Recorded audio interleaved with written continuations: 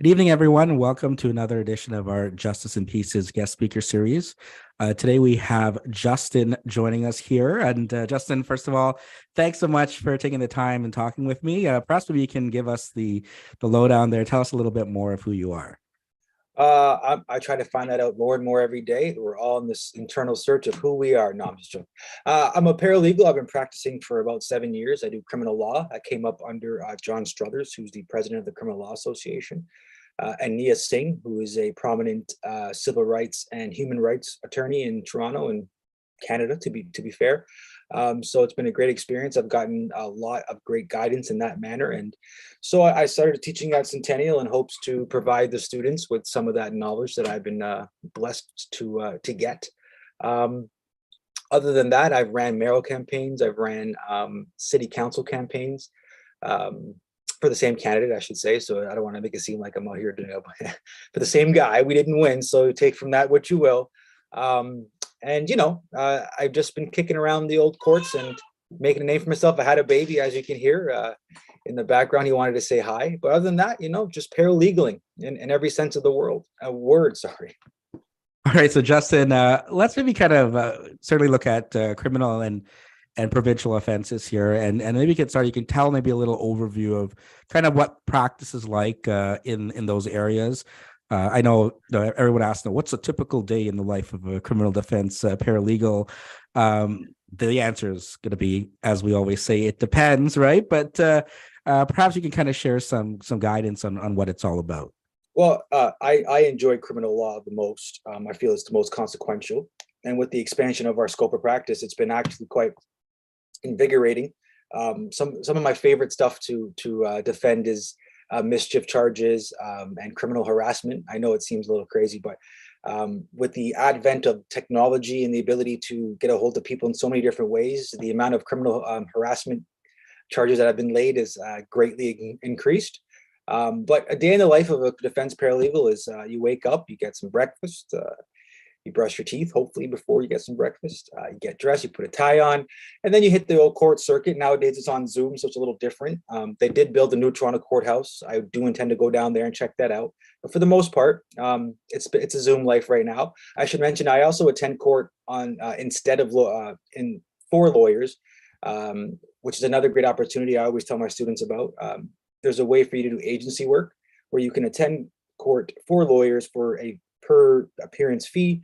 So if you get 10 to 15 appearances for a few different lawyers at $40 a pop, you can see the financial benefit of that already, especially when you're doing most of them in one or two courthouses. So your day can consist of waiting around and reviewing disclosure. It can consist of attending court for counsel. And for me specifically, a lot of people calling you for legal advice without wanting to pay for it, which is fine. I mean, people need to be informed, but I think a lot of your day is spent. It's like when you have a mechanic in the family, and every time your car makes a noise, you're calling them, right? It's kind of like that. So I get a lot of different calls from people I know and family and friends and clients that I've worked with before. So the day can fill up pretty fast. I would honestly suggest criminal law for anybody who really enjoys fulfilling work. It's going to be busy. And getting clients can be somewhat difficult. I will be honest with you. I observed the benefit of doing the agency work before COVID as well. So I had about 5 years. And so I was in court every day. Old City Hall, 311 Jarvis, which is a youth court. I was in College Park and serving documents at Superior Court. And so a lot of people got to know me and my face became very familiar and the opportunities began to grow because of that, including Centennial, because I met Tanya at Old City Hall, who is the program coordinator, I believe, for Centennial. And she was always such a bright star in Old City Hall as far as what she did. And she had noticed that I was always there and I was advocating well for my clients. And so we always kept in touch, and she brought up the fact that Centennial might be hiring. And so again, I would suggest to people, just being in the mix is a great way to garner clients and also to gain some sort of notoriety or familiarity where people can say, hey, yeah, I know that guy. I see him all the time. And then they're more likely to, opportunity. People always say, it's luck, but I've heard a really great saying that luck is really just hard work and opportunity intersecting. And so if you work hard and you put yourself in positions where opportunity is available, it can seem like luck, but really it's really a product of those two things. Now, Justin, I guess the big question, because there's a lot of paralegals, or not a lot of paralegals that are practicing in criminal law. I think they always have these breakdowns, and the big three of landlord tenant, small claims court, and provincial offenses. But in summary conviction, there not that many that are doing it. And part of the reason certainly is people look at what's the scope, or what can paralegals do. So maybe you could tell us a bit about the different types of classifications of offenses, Yeah. and what you can do, and kind of how does that process work with hybrid offenses, for example, of when you can do them, when you can't do them. Yeah. For the students that are listening, they're like, oh, this is always a question, and I always find a way to mess it up on the exam or the test because it changed in 2019, and what does that even mean? So what can you impart on us about that? Well, first, I would say anything that's hybrid and or super summary. Super summary is a little different now, but hybrid is automatically assumed to be indictable until it is observed or elected to be either summary or indictable. We, like I said before in the beginning, we've really broadened our scope with the passage of that bill in 2019. That broadened the scope of our representation from 6 months of jail to 2 years less a day, which is a large swath actually of the criminal code. And a lot of charges have the option for a summary election for the Crown. So you can get into fraud sometimes, fraud under 5,000. I've represented people there. You can get into assaults, mischief, as I said before, criminal harassment. The POA as well has a large, I always say the POA is the paralegal's playground. There's very little limitations we have there, except for maybe appeals to the higher courts. But beyond that, a lot of what you deal with in the POA is very similar to criminal matters, especially on the more serious end, right? There is jail that can result in the conviction of a POA offense. There is probation. So it's kind of like a nice dry run to get into before you get into more consequential stuff. I currently have a few cases right now where criminal harassment is the main proponent. So, assault will be a big one as well. As soon as you get into assault, bodily harm, though, that's out of our scope. Assault with a weapon, we're getting out of our scope. But simple assaults, so that brings you into domestic. And domestic court is quite, and it's very sad to say, but it's a very busy court. And there's a lot of potential clients there. And again, I hate to call them potential clients because of the circumstances that they find themselves in, even being in domestic court. But yeah, I would say domestic offenses such as assaults and mischief, which happens when a boyfriend smashes another girlfriend or his girlfriend's phone, or destroys some property, or the girlfriend gets mad and destroys some clothes. So I would say assault, mischief, criminal harassment, smaller end of theft, so theft under 5,000. And there's some ones that I'm leaving out right now because I'm drawing a blank, but I will say those several options take up a lot of what the criminal code, or what the criminal courts, I should say, deal with on a daily basis. And do you find, again, when people say, "Oh, you're doing criminal law as a paralegal," do you find that when you have that scope? I mean, I know it doesn't seem that way with the TTC these days and the carjackings, but is that still a large percentage of what crime that happens is still something that a paralegal can do, or do you find that, hey, somebody comes to me and it's out of my scope, so I can't assist them? No, honestly, to tell you the truth, it may sound crazy to say this, but the higher end, the indictable, is a lot less frequent in my observations than the lower end, which is within our wheelhouse. I see a lot more lower end offenses, so summary offenses, that are before the court, especially in provincial court. The opportunity is out there, right? The best part is, as a paralegal, as JP said in the beginning, you are not exactly in crowded waters for paralegals when you're in the criminal realm, but so you become a very viable, affordable option for people who need your assistance. A lot of lawyers charge between $3,500 to $7,000 to $8,000 for the retainer right off the bat. Whereas a paralegal has more wiggle room, right? You can do block fees, for instance, where you can essentially charge as you go, which is a great affordable option for people. And I find that when people find out just how well we're able to advocate on their behalf, that they word of mouth spreads a lot faster. And oh, don't worry about it. And again, this isn't to disparage lawyers. Lawyers are great, and they are, our learned colleagues in the law society. But people do say, paralegals are a lot of a great alternative. They're more affordable. And and I find, in my opinion, the more paralegals that get into the criminal world and do a good job, the better it will be for the other paralegals behind us who are trying to figure out where they want to go. Because the more notable we are in that field, the better chance of our of work being there, right? I think there's only at least below 50. I could be wrong, but practicing by themselves in the criminal courts of Toronto. I could be wrong on that, but I don't see very many of them. A lot of us go into POA, a lot of us go into tribunals or work for lawyers, which is great.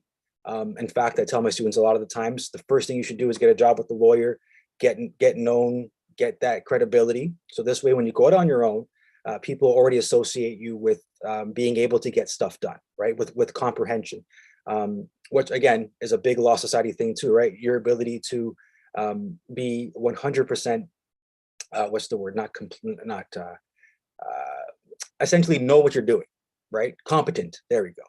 And so the more practice you get, the better, the more competent you will be, right? And being in court every day, even if you don't work for a lawyer and you're looking for a way to get into the system, go to court on Zoom every day and just listen. Just listen to the words that are being said. Just listen to the terms.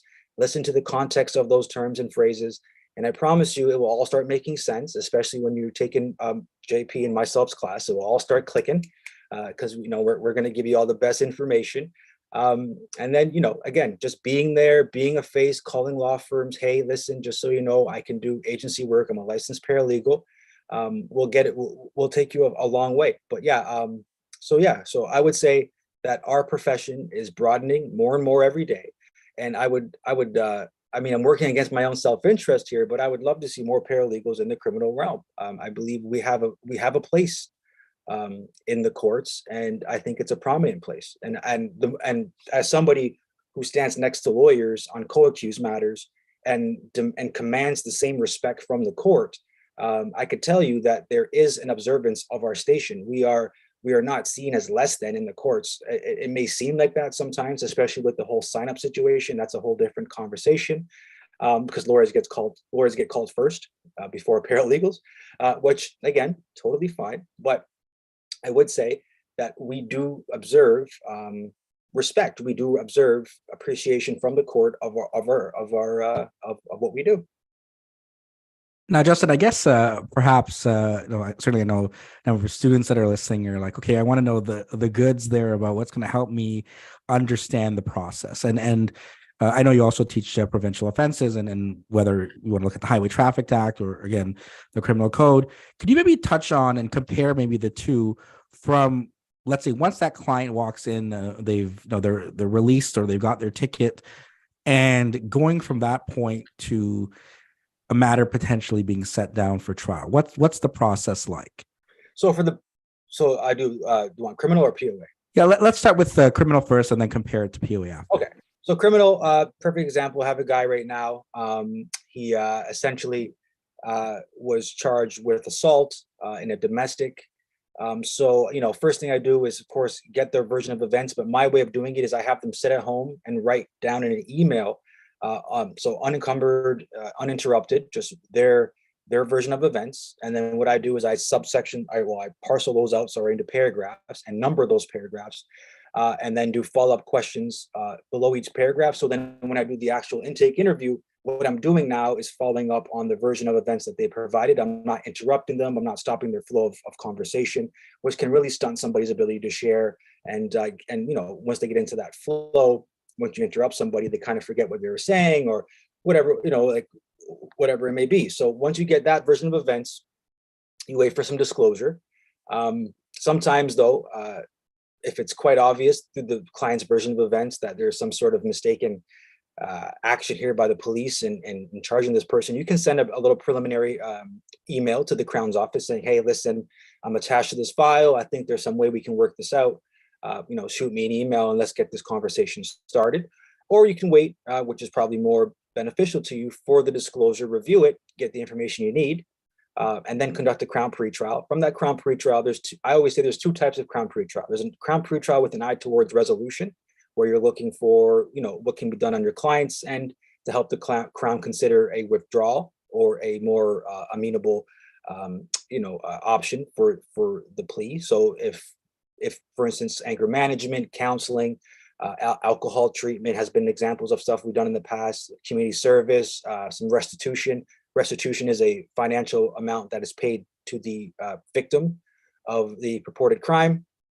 And once that happens, if there's no resolution that could be made, we have a second Crown pretrial where we talk about witnesses, trial lengths, evidence, and all the things that go into a trial, so we can decide how much time we actually need. From that conversation, we'll come up with a trial estimate. And then usually the court nowadays really enjoys having a judicial pretrial following that to make sure that the matter is on track.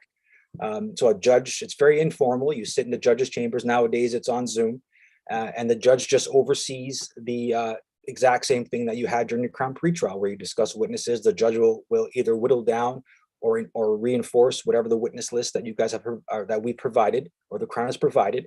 We'll talk about experts that may be coming in for expert witnessing. We'll talk about the judge's opinion on the resolutions proposed. Sometimes the judge may nudge the Crown, hey, listen, this sounds pretty reasonable. Maybe you want to consider that. We'll come back here and talk about it in a week or two. And other way too, sometimes the judge will say, hey, listen, the Crown's giving you a pretty reasonable resolution here. Perhaps talk it over with the client one more time, and we'll come back. Because this court is always trying to find ways to alleviate the strain on the courts. There's a lot of matters. If you're setting trials for 2 days, for instance, you're looking at 2024 right now, at the beginning of 2024, the far end of 2023, if you're lucky. And from there, and I always say, sorry, I skipped a bunch of stuff. You should always get written client instructions. Every step of this should have a informed client who has signed off on what you're doing. This protects you from future complaints. For instance, a lot of clients, when they don't get what they were anticipating or what they would like, they look for blame, and you are the prime target. And so having a signed document to show that you gave good legal advice, that they chose an option out of the options you provided, and they signed and dated it, kind of, I don't want to say alleviates you from anything, but it certainly helps bolster your argument that you did your job properly, especially when you're doing stuff like setting trial dates or moving forward on resolutions. You want to make sure that the client is 100% behind what you are advocating for them. And then so once the CPT is done, the Crown pretrial, once the JPT is done, the judicial pretrial, essentially now you put it down for a trial. We are out of the realm of preliminary hearings, so I won't even talk about that. We now just wait for our trial date. At that time now, you want to prep your witnesses, make sure that they are ready to go. You don't want to coach your witnesses. That is not what you want to do. What you want to do is essentially help them get to their memory, right? And it's their memory the court wants, not your guided recollection of what you want them to remember. And I always tell witnesses, listen, don't try to help me out. If you don't remember something, just say you don't remember. And if you don't know something, you don't know. And and just please answer as simple as possible. Don't embellish, and don't try to help me. Because whenever people try to help or speak a little bit too much, they tend to hurt you, right? And then you get the trial, depending on how long it takes, usually about 1-2 days for our realm, for our scope. I would say the most you would ever see for a paralegal maybe is a 3-day trial. And that's because you have some witnesses, some experts, but we have the lower end of the offenses. So the complexity is a little less. And again, there's no opening statements for what we do. The Crown starts their case. Now this is key. If you believe the Crown has not, once the Crown has closed their case, right, they'll call their witnesses, they'll do their examination in chief. If you believe that the Crown has not done their job, much like the POA, you can put forward a motion for, in the POA, it's called a motion for non-suit. In the criminal world, it's called a directive verdict, where essentially you're saying, hey, listen, the Crown has not met their obligations in prosecuting this individual. Therefore, we shouldn't even have to put forward a defense. and the judge will weigh in, and it won't hurt your client, so it's totally fine to do. There's nobody rolling their eyes going, oh, here we go again. It's part of the process, right? If it's quite clear that some of the elements or some of the mens rea or the actus reus has not been outlined or proven, it's actually in your client's interest to do that. And if you don't, you could actually find yourself on the end of a lawsuit because you did an omission at that time and not did your job. And if the judge decides to not grant that directive verdict, then you go into your witnesses and your experts and if your person decides to go on the stand.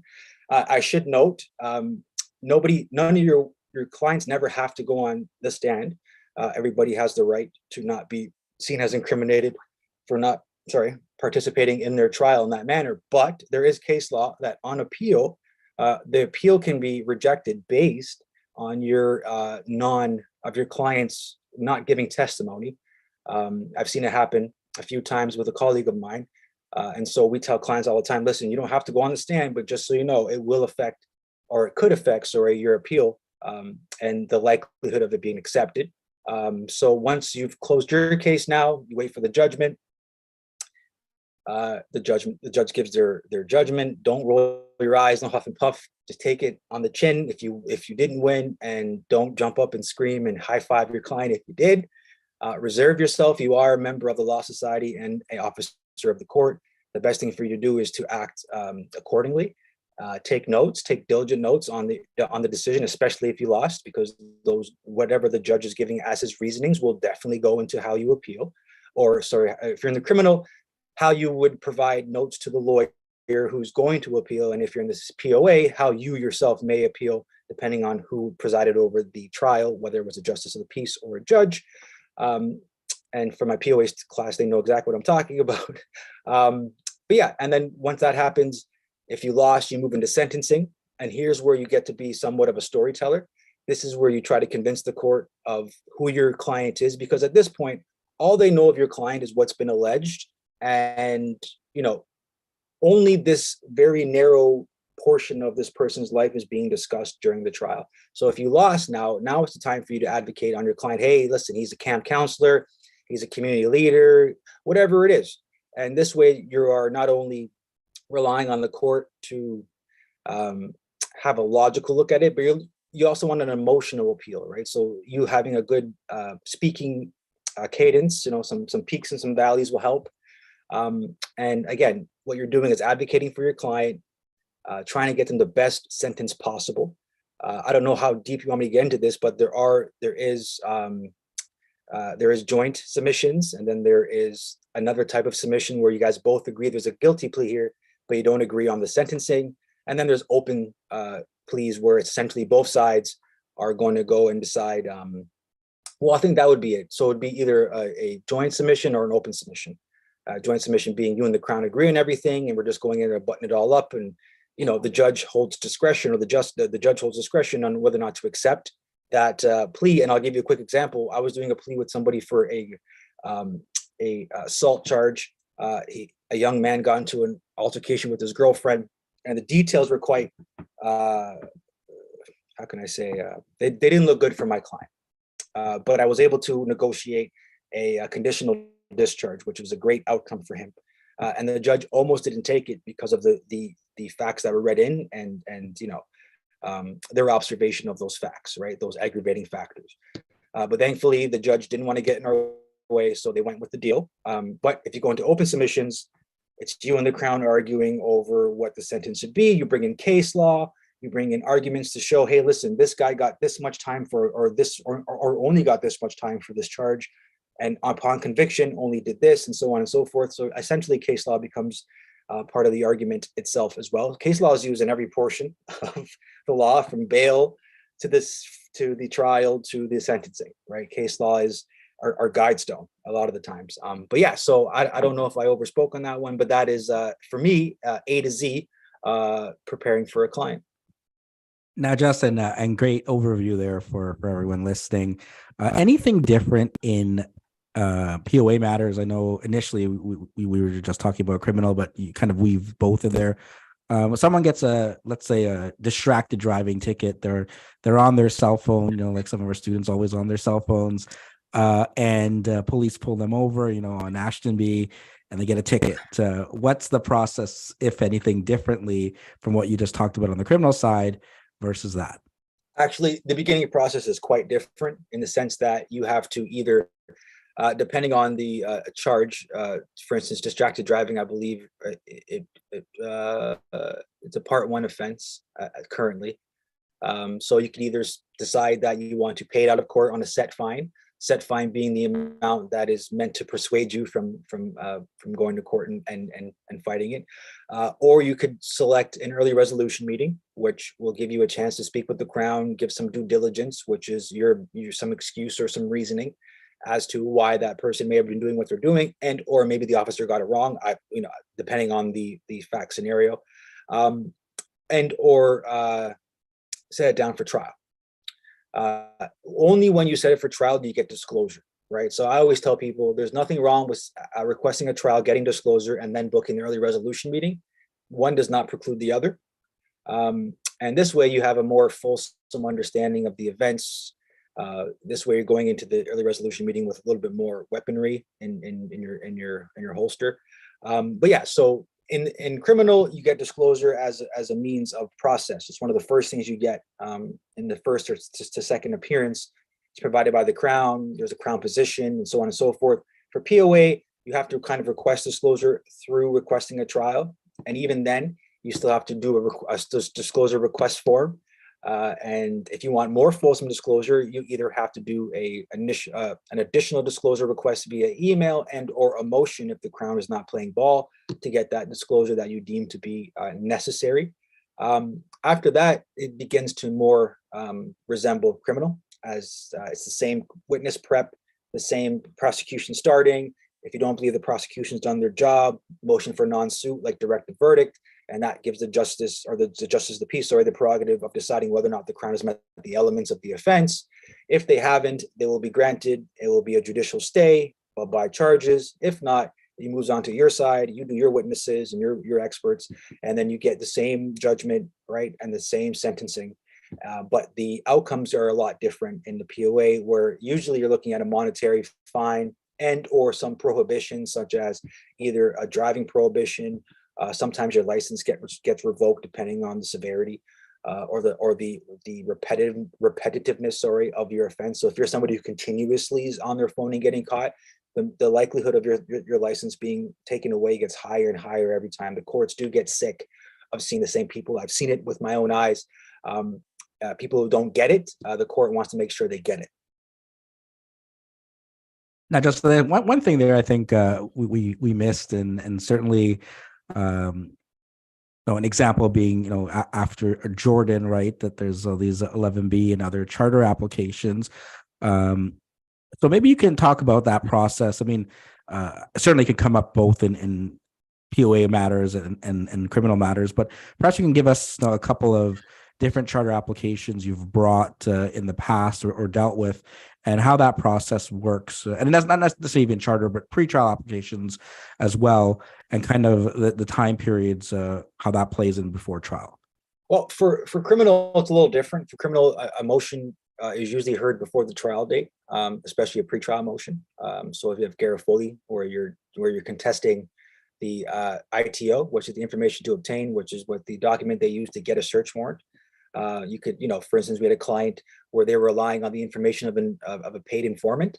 That calls into question the validity of that information, right? And so a Garofoli application, at that time is your, as a paralegal or a lawyer, you have to do that 100%. Otherwise, you're not doing your job.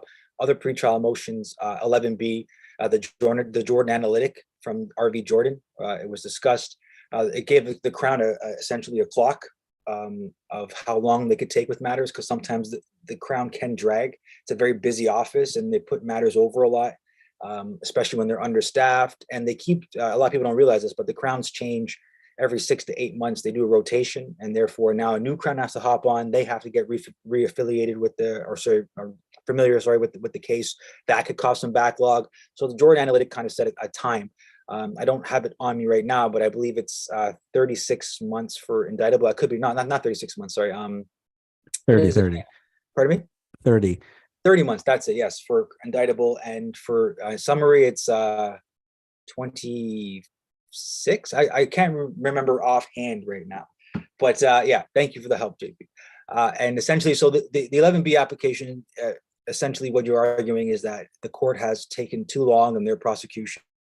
The Crown represents the other side, sorry. So the Crown has taken too long, I should say, in their prosecution, and your client has not seen a fair shake as far as getting disclosure, as far as getting the matter moving forward. For a lot of these people, and I tell people all the time, this may be your 1000th matter before the court as a legal professional, but this may be the one and only time this person deals with the courts. This could be everything that's going on in their life right now. And so for the Crown to just keep putting it over as a matter of process can really affect people's mental health and their ability to function in their own lives. So I try to impart on the Crown how again, we are working for people that are accused of doing things to other people sometimes. And so the Crown will say, well, listen, I'm here for the other guy type of deal. But I always say, listen, if the true purpose of justice is deterrence, and I mean, in the sense that we want to deter people from doing this in the future, and that's why we use jail, that's why we use monetary fines, then the best way to deter somebody is to work together collaboratively and get this matter moving forward in a way that benefits everybody involved. So Jordan applications really get a spark in the Crown's step.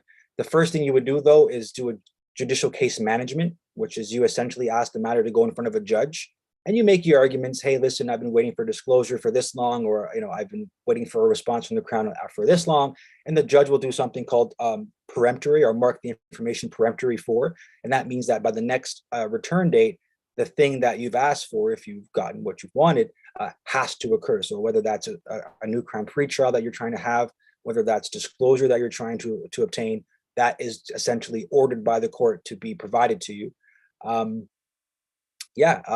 there's Section 8, that is a search and seizure. So if you have, a lot of times when it comes to tie into the ITO and the search warrant, if you believe your client's rights have been subjugated during that interaction with the police. I had somebody that just recently in the POA charge, the police pulled him over for a lowered car and a too loud muffler, both factory made, so no alterations.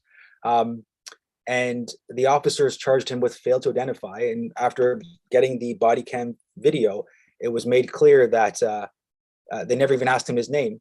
And they charged him with fail to identify. So it's impossible for somebody to be charged with something that they have not even been that they've done.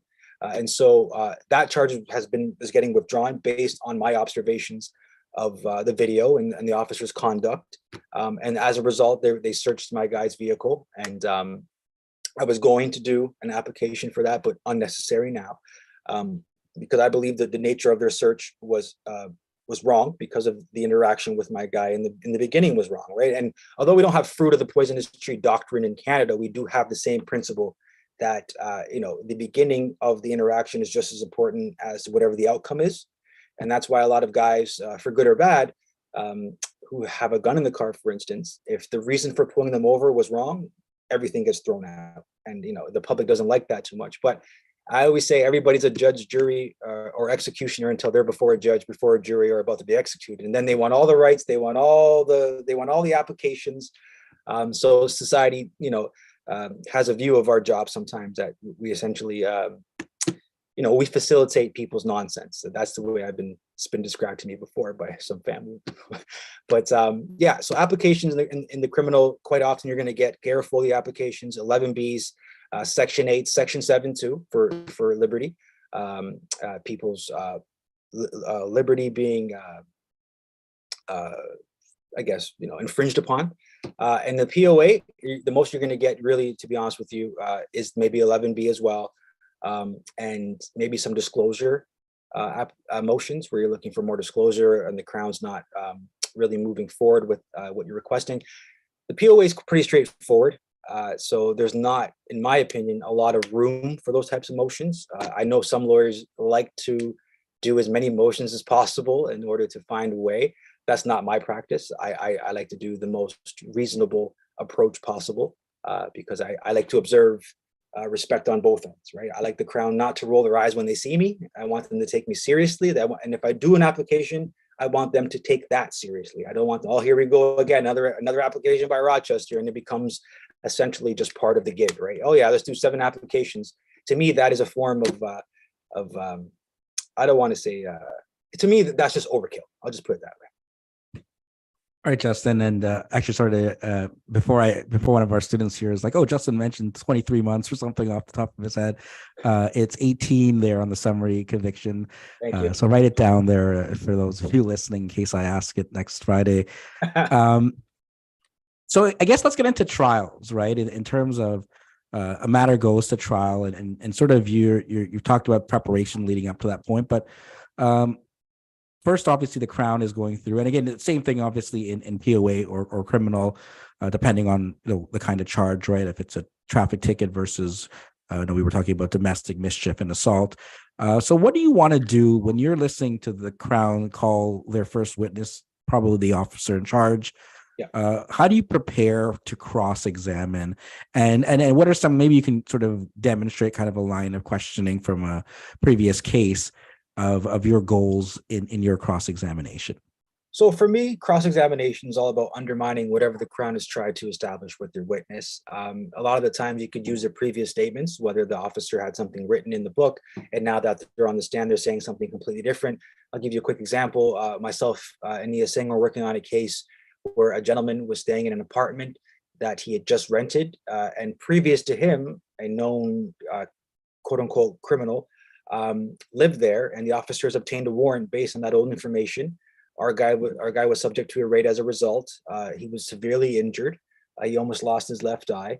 So all of that being bad as it is, when we got to trial now, one officer who was supposed to be the victim of our guy, who essentially was supposed to have resisted arrest and punched one of the officers, all of a sudden didn't remember what their role was, and all of a sudden they're a witness. And the witness officer that was recorded as a witness became the assaulted officer. Now they're the one that was assaulted, right? And they didn't have their story straight. So that was a great example of having previous notes, the previous synopsis, and directly comparing it to the testimony that's being given during trial, right? Also, you want to review the charge section very closely and suss out what the actus and mens rea aspects of the offense are. So this way, when the Crown is bringing up a witness, and if it's for instance, proving or shoring up the actus reus or mens reus, you want to be making notes. Okay, did they prove that? Have they made it clear that that the actus reus or the guilty act, or the guilty mind has occurred? For instance, we had a client that I worked on. His name, I won't say his name. Sorry, it was kind of cool. It was cool. And he was charged with criminal harassment. And I gave this example to some of my students. They're probably like, "Oh, I know this one." And he essentially, during the pandemic, got lonely. Texted his ex, and then she blocked him. So he made a new account and texted her, and he texted some friends, and so on and so forth. And part of the wording in the charge section of criminal harassment is the actus reus means the person has to intentfully. The actus reus is the victim feeling fear or harassment from the person, and the mens rea is the intent of the person to harass in that circumstance. We were able to prove through cross-examination, talking to the witnesses, that the girl didn't fear for her safety, that she was more annoyed, and that that was a big door. And that the guilty mind, our client, never intended to harass the victim, or the complainant, I should say. And as a result, charges were acquitted, because the Crown couldn't prove the two essential elements that you need for a conviction in most offenses, right? So knowing the charge wording, knowing the charge section will help you look for what you're looking for, right? And when the Crown is gathering their testimony evidence, you're going to be looking for certain phrases or certain words that don't align with what the Crown is trying to prove. And sometimes the Crown does a really good job. So then your job really at that point is to essentially indict the credibility of the witness by asking questions, hoping they'll kind of fumble. But yeah, I mean, a lot of the times the best way to approach this is a nice steady walk in the park. Try not to be too combative with especially when you're crossing.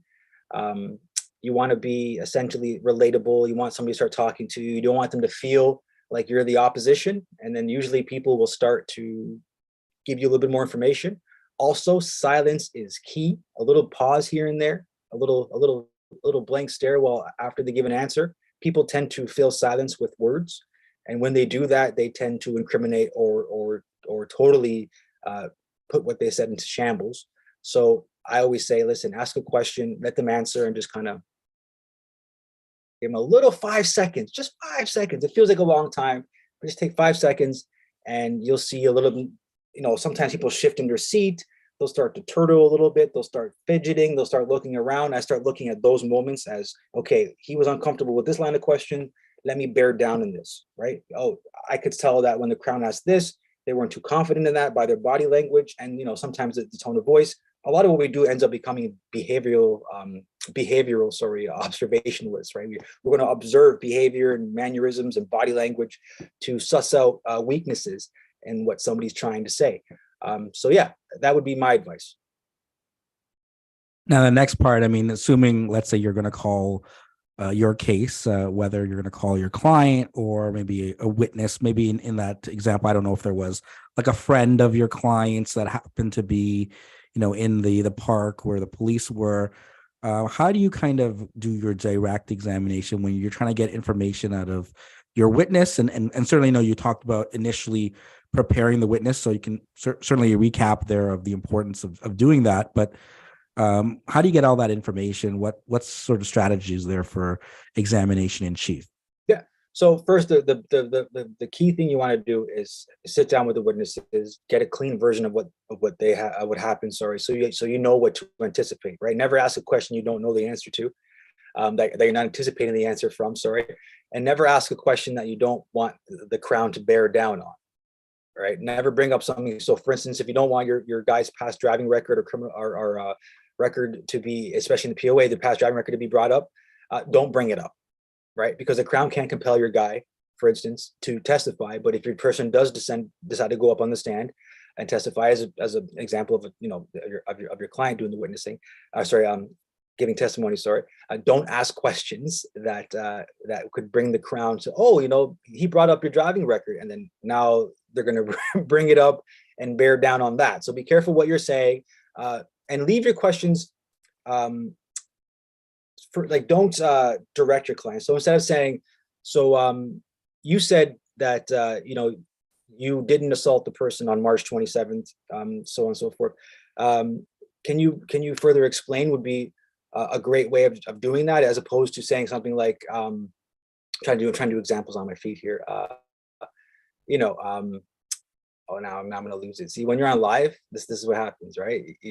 And then you're like, oh my God, I'm on live, right? And then you want to buy more time, like I'm doing right now, and it doesn't come to you, right? And it's still not coming to you. But yeah, you don't want to essentially lead your witness. You want to let them give their version of events, so it seems as authentic as possible, especially with the trier of fact observing.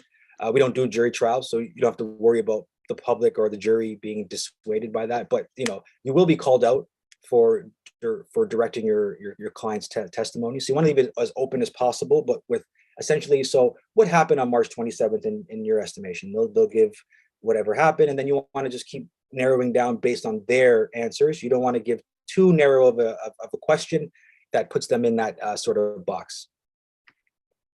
I'm gonna stop there because I forgot what I was saying. So Justin, I guess then afterwards, you'll go back and forth. They'll call their witness. You'll cross-examine. They'll call their next witness. You'll cross-examine. You'll call your witness. They'll cross-examine. There may be some re-examination.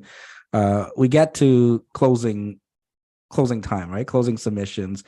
You mentioned elements of the offense and things like that.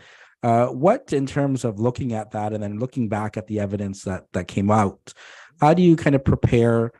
And in some cases, obviously, in provincial offenses, I would assume, you go right into your closing. There's maybe you get like a 15-minute break. But what do you do to prepare for a good closing, and how do you kind of deliver that?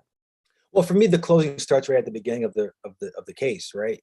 You want to start compiling your narrative. Essentially, what you're trying to do in your closing is establish your narrative based on the information that's been provided in court, right? It's like anything else. When you're trying to convince somebody of something, and then you say, "Well, look at this, and look at that, and look at this," and you're showing them all the proof you have. When you're done showing them the proof, now it's time for you to surmise all of the proof in a nice way that helps them see the connected dots, right? You don't want to make it so contrived like a crazy wall where it has all these connections and strings going to pictures. You want it to be very straightforward, but also uh, persuasive, right? So I always say that the strongest closing statements are clear, they're concise, they know exactly what they're trying to achieve, and you know yourself the narrative that you're trying to set, right? And that can be influenced by the Crown's case, of course, because they could bring stuff up during their examination in chief that you weren't exactly expecting, or go against what you were anticipating, right? A lot of what we do in the beginning, in the front end, is anticipation of what will happen at trial, and then trial happens, and you're kind of left to deal with the balance of the two. So a good closing statement starts at the beginning of your representation. You get a good idea of your client's version of events.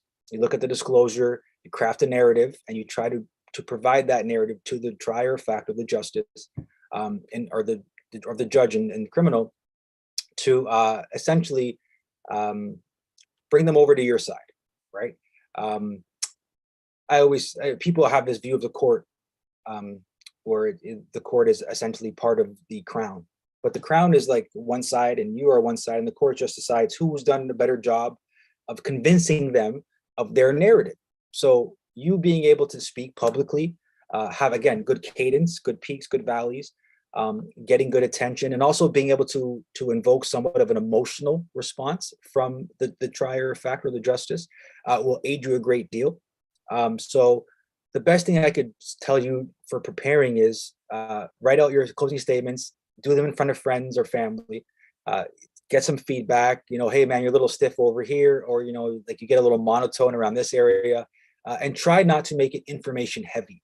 Right, that's another thing. You don't want to lose the person listening to it in the midst of all this, semantics and so on and so forth. It has to be clear, concise, and convincing. So clear, concise, convincing, the three C's. I just made something up. There you go. The three C's of a closing statement are clarity, concise, and I forgot the other one. So there you go.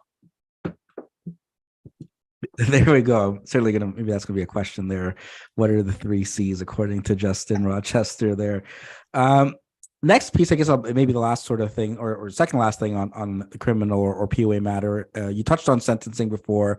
You mentioned deterrence and rehabilitation, I think, as well. But maybe you can sort of talk about how sort of the principles of sentencing are, and what are some of the ones that come up, and how would you respond, in a situation? Obviously, your client's upset because they're found guilty, but what are some options you can do in terms of advocating for a good sentence, and whether it's let's assume it's an open position, right? The Crown's not going to join you in on it at this time. Yeah.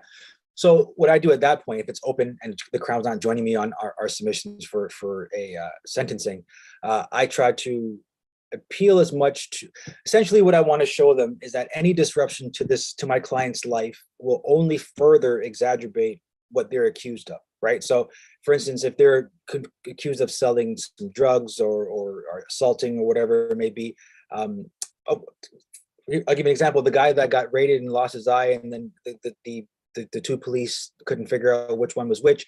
By the time he got to trial, he had lost his job, lost his house, and was homeless and suffered mental health issues, all in that quick span of time. So imploring to the court what this does to people, especially on the lower end of summary, and how we essentially, again, we have to keep in mind that there is a quote unquote victim. And if you've been convicted at this point, they are a victim. Until that point, they're a complaint. I want people to understand, until your client has lost or has been convicted, the person they're accused of, doing something against, is a complainant. Okay. You have to get that mental, the words matter. right? And right now your client is a defendant and there's a complainant, all right? And if they get convicted, then they become a victim, all right? So although we observe the fact that this is a vindication or a retribution for the victim, there is a rehabilitation aspect to it.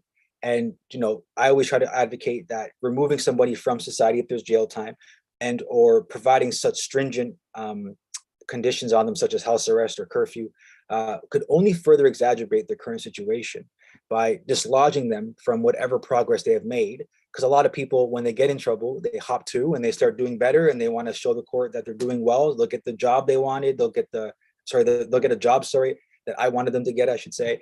They'll do some counseling. They'll do some upfront work. And then, so the point you want, at that point, you want your client looking like a model citizen, right? And you say to the court, hey, listen, if you put this guy in jail, what you're going to get when he comes out is going to be exactly what you're trying to deter from, right? Which is just a revolving door of criminal activity. So when I do submissions for sentencing, I try to give the court a better idea of who my guy or girl is, why giving them this sentence could directly go against the whole entire purpose of why we're here, and better alternatives than what the Crown has decided. And that comes from great case law research, looking at case law and convincing the judge, hey, listen, this guy did very similar things, if not just the exact same thing. That's the best case law. And, they only got this amount of time, or they only got this. I had a cousin slash associate client, sorry, I was working with John Struthers, and he took the case. And I wrote some very powerful submissions for John. So much so that the Crown, the judge, and we're talking about 5 ounces of crack cocaine sale to an undercover cop, gave him 90 days intermittent sentence, which is unheard of. And she even said in her submissions for sentencing that her reasoning, that this case can never be used in case law because it's so separate and aside from the normal course of what the court would do for such a thing. So again, right there shows you how strong advocacy during that portion could really change and help your client get a better outcome. So I would just say, again, be clear, concise, and in control of your narrative. And also tug at the heartstrings, as well as use good case law, and you should be okay. Now, Justin, last question on this, certainly appeals there and different from provincial offenses and summary conviction matters, but look at summary conviction, in which obviously you can't do the appeal, right? It's going to be out of your scope. Why is it important to still talk to your client and say, hey, you may want to call up John Struthers to do your appeal for you? Why can't you say, hey, sorry, I gave it my best shot. Here's the bill still. You still got to pay me no matter what. Let me know if I can help you in any future criminal activity. Because the Law Society says so. I just put that first. The Law Society and advocacy and competency dictate that you are able to provide your client with all the options before, during, and after their interaction with you. And if appeal is outside of your scope of practice in the criminal realm and criminal court, then your job is to prepare your client for inform your client of their options of appeal. I know some paralegals find that a little scary, because then essentially your work is being reviewed as well as the court's decision. Even when it comes to you making a mistake, this kind of goes hand in hand with it. It's your job and your obligation to tell your client, you can get another lawyer, another paralegal to observe this mistake and give you better guidance. I have biased guidance. Clearly, I think I can fix it and not get in trouble. But if you want to, hire somebody else to look over what has been done, that is your right. And that's something that we have to do. And when it comes to appeals, we have to give them every option, every outcome, of the criminal matter, right? So even if it's, so we say, listen, this is what will happen if we get what we want. This is what will happen if we don't get what we want, and this is what you can do if we don't get what we want. And that is exactly your job. So I would say A, because the Law Society dictates to do so, and B, because it's honestly, it's just the right thing to do, right?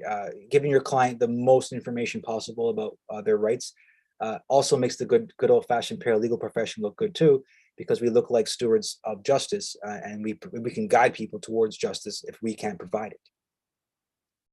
And a related question to that, I mean, is certainly, let's we go through, we don't go to the trial option. The client, the positions there, and they may wish to want to plead guilty, right? So what would you do there? Your client said, you know what, I'm ready to plead guilty. You're like, great, I'll call the matter. You can go and plead guilty. What do you need to do before that step is done? Written client instructions. If they want to plead guilty, you got to write a memo and have them sign it suggesting, hey, I give you these options. You chose to plead guilty. Here's the outcomes that could come as a result of your guilty plea. Here's the criminal code sentencing range for guilty plea.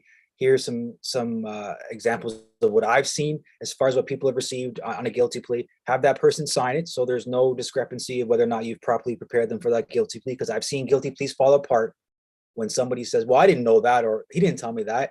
The justice, by virtue of their job, cannot accept a guilty plea if the person's not 100% understanding of what they're going into. So your job is to be very informative about all the outcomes of the guilty plea. But when they do want a guilty plea, I call up the Crown and I try to get them the best deal possible for that guilty plea. Usually the Crown's a little bit more maneuverable when you're pleading guilty, because they kind of get the win. And also the court also observes the fact that, for instance, if there's a victim, that complainant, sorry, at this point it's a victim because you're pleading guilty, they don't have to relive what's happened to them at trial. All that is considered in the actual plea. It's really a lot like closing statements and sentencing, where you're preparing for giving a narrative that gets your client the best deal possible. Sometimes, to be honest with you, 85% of the time the client has observed some culpability in what they're doing, and so it's very rare you're going to get a full out 100% innocent. And I don't want to say very rare, but it's a lot less likely than you just trying to get the best deal possible for your client. And that goes into great advocacy again. Hey, listen, my guy's ready to plead guilty. Here's what I suggest. What are you thinking? And the Crown will come back with what they're thinking, and you guys can negotiate, right? Never be afraid to negotiate. You'll know when the Crown's done negotiating, because they'll tell you that is my final position, and you're good to go there. You could be somebody that says, okay, that's great. Let's go into this guilty plea, and then we plead guilty, and then the sentencing becomes open, right? And then we go into open sentencing. And a lot of people don't realize that the guilty plea is separate and aside from the sentencing. Usually it's done at a different date. It gives the justice time to review some information, and it gives you time to compile your arguments for your submission, for the sentencing aspect, which we already went over. All right, Justin, last couple of questions here. I actually just saw, I got a new subscriber. His name is Ben. And as you know, Ben just passed the licensing exam. So a round of applause for Ben, Ben. And a number of other people as well. Now, certainly as defense counsel, sometimes you get that question. I'm sure you've answered it. How do you sleep at night, Justin? Because you just helped so-and-so get away with their harassing of their ex-girlfriend on 90 messages over the weekend there, or whatever it may be. But what would you say if someone's thinking about, whether it's Ben, whether it's any of our other students who got great news and are looking to jump into the profession, anyone here that's in our classes and have their tests next week, what advice would you offer them if they're thinking about getting into criminal law and they have that apprehension of, hey, if I do defense work, I'm gonna be seen as the one that's helping people get out of jail and commit crimes? What would you say to them?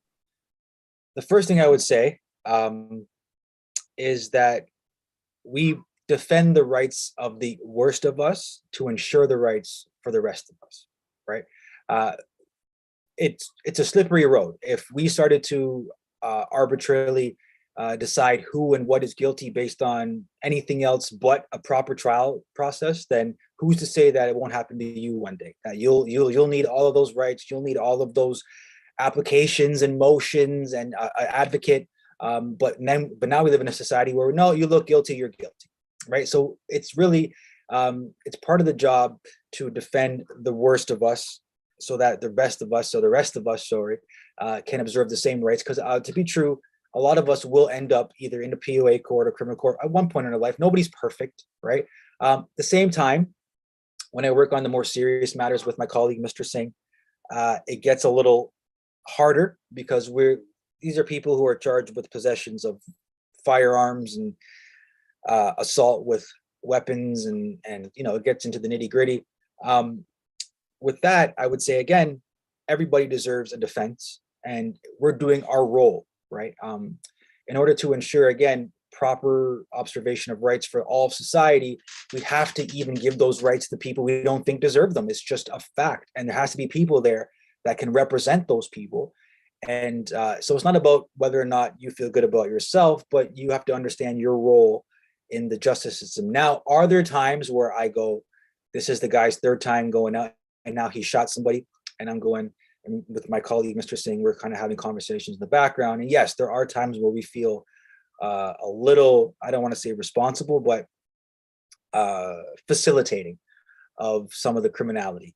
At those times, the best thing to do is to remember that you are why you got into this, which is to help people, and also to ensure that the justice system does their job, because the justice system is like a giant building, and each person is like a little individual trying to traverse the building, and you yourself are helping them get around that building. And so instead of letting people get consumed and destroyed and have their lives destroyed, your job is to help them get the best deal possible, even the people that you think don't deserve it. If you're somebody that can't reserve your opinions or your facial expressions, my advice is to get into something else, because this is, I mean, one of the first things I did was review murder disclosure for John Struthers, and it was quite a grisly scene. And advocating for somebody like that wasn't fun, but it became. I understood from that point on that this is what we do. This is our role in the justice system, is to provide the counterweight to one side. Otherwise, it'll all be on the prosecution side, and then again, that's a slippery slope, because now we're getting into arbitrarily assigning guiltiness. Like all of a sudden, it's Minority Report with Tom Cruise, and we have precogs who are telling us who's guilty and who's not guilty. Actually, there's science right now that's coming out that's saying that some people are more likely to commit crime because of certain aspects of their brains. So we really are going to be needed during those times. All right, Justin, last question there, kind of on the same lines. I could hear, your 8-day-old crying there in the background, so you're probably going to go and help out now. But any final words of advice, wisdom, whether it's for the students that are writing, our final tests next week, or people like Ben that are jumping into the profession, whether it's criminal law or somewhere, or provincial offenses or somewhere completely different, what would you say to them? I would say, honestly, don't let it all feel too overwhelming for you. Just take it piece by piece, keep moving forward, keep your head down, work hard. Don't give yourself excuses, right? There's reasons for things, but don't give yourself excuses. Just keep moving forward, and trust in yourself. You've gotten yourself this far. You've been taught by some great professors like JP, like Dante, and Shireen, and many different people at Centennial for our own students. Trust in the information, trust in the process, and just don't give up. Some days will seem harder than others. There'll be months where it'll be slower, and months where all that slowness will be a faraway memory because you're so busy. So the key here is to never give up, trust in yourself, and trust in your abilities, because there's enough people out there who will doubt you, but don't be one of those people. Perfect. Thanks so much, Justin, and thanks everyone for tuning in. Take care, everyone.